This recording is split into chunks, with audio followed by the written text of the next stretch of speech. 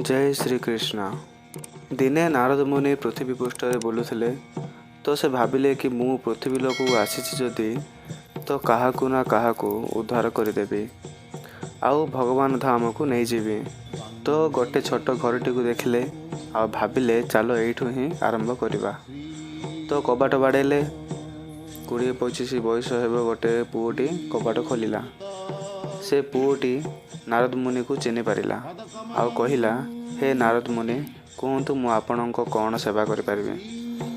नारद तांको कहिले, मु तते भगवान धाम को नेबाकू आसीचे, मो सह भगवान धाम को चलो। ठीक अच्छे चलो, मु रेडी अच्छी।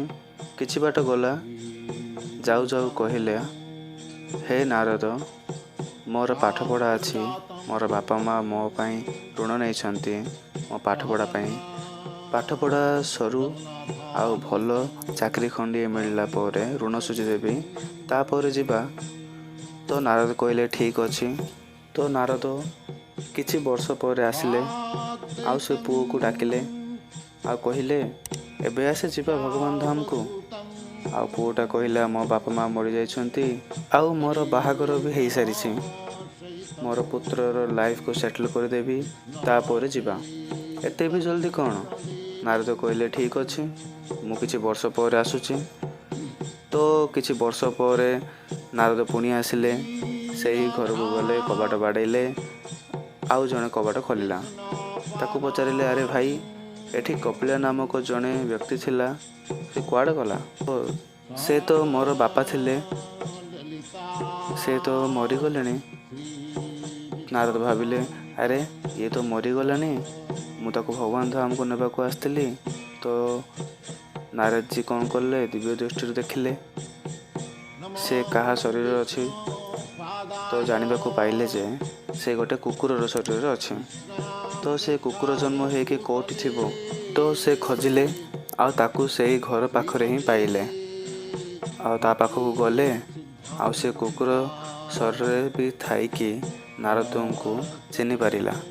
आउ नारद कहले, तो एबे आसो जीवा धाम को, एबे तो किसी टेंशन नहीं ना। कुकुर कहूची ठीक अच्छे चलो जीवा। किछि बाट जाऊ जाऊ पुणी कहला, हे नारद जी मो पिला माने आउरी चालाक ही नांती। एमाने राति की शोइला बेले घरर कबाट को खोला करी दे थाउचंती आउ मु एठी जगी बसी अछि। काहेकि ना घरे मोर बेसी संपत्ति अच्छी आउ एठी चोर माने बेसी अछंती। तो नारद कहले, हौ ठीक अच्छी, मु आउ किछि वर्ष पर आसुची।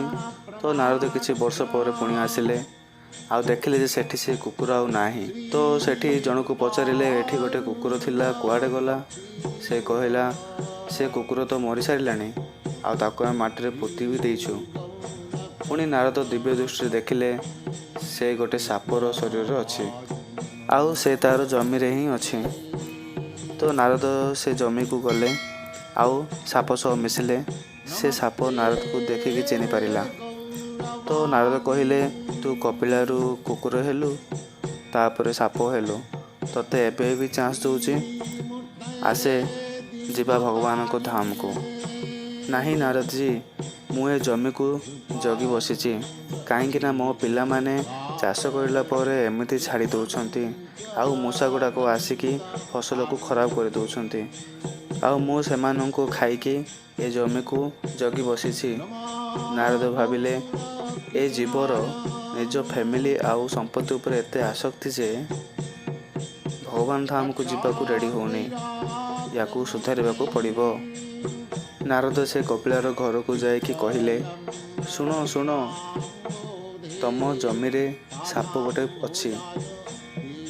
से कपिलार पिला माने ठेंगा बेत बाड़ी सबू धरिकी गले आउ से साप को पिटी पिटी मारिदेले।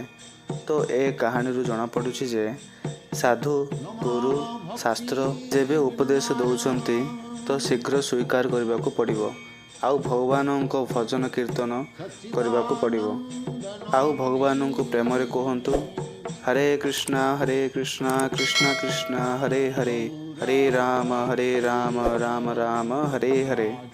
धन्यवाद।